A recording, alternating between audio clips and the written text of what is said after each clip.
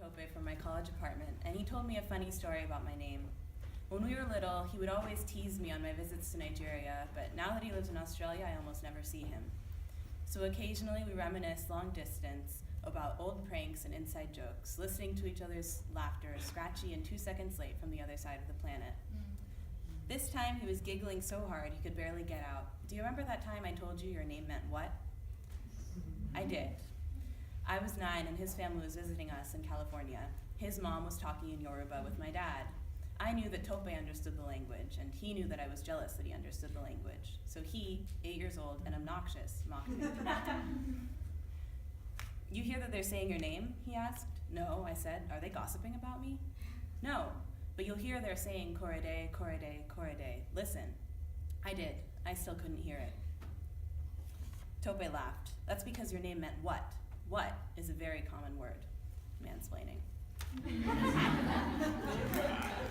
Why did my parents name me what? Because you Americans don't understand anything.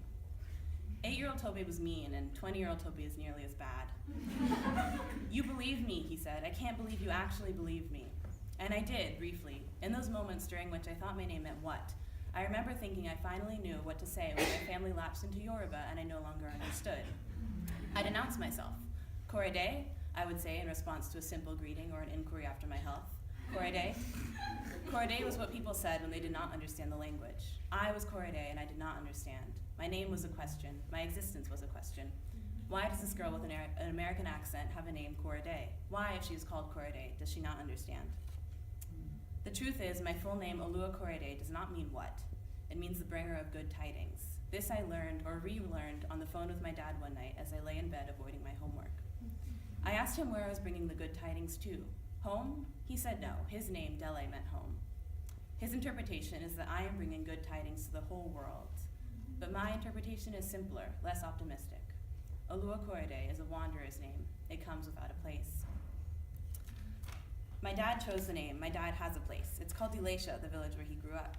I think before he left 32 years ago, it was his home, his Dele. His whole family used to live there, him, his parents, and his 5 sisters. But now only Tola, the youngest, still lives in Nigeria. My grandparents' sprawling, haphazardly built house is no longer home to our sprawling, haphazardly diasporic family. My dad chose my name to give me a little bit of his place, or a little bit of what is left of it. What do I, Dele's daughter, recall of my dad's Dele? From my 4 visits to Elisha, I have only impressions. The smell of ash from street fires, roosters' calls echoing loud before dawn each morning, sunrise in the morning, sun-warmed dust rising in clouds from the road, something about a goat. Nothing but small memories, nothing really at all.